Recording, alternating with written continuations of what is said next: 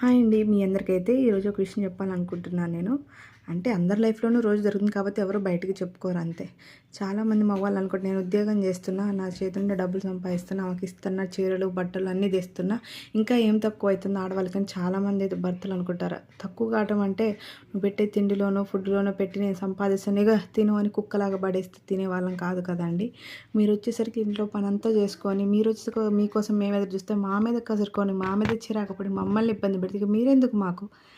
మీకు చిరాకు అనిపిస్తే బయటికి పోతారు, మందేస్తారు, మంచిగా ఎంజాయ్ చేస్తారు, వస్తారు, తింటారు, పండుతారు. ఈ బాధపడ్డ ఆడవాళ్ళ పరిస్థితి ఏంది? వాళ్ళెటెళ్ళాలి? వాళ్ళకి ఏదన్నా అయితే ఇంట్లో ఉన్న పిల్లల పరిస్థితి ఏంది? ఇది ఎవ్వరికీ అర్థం కాదు.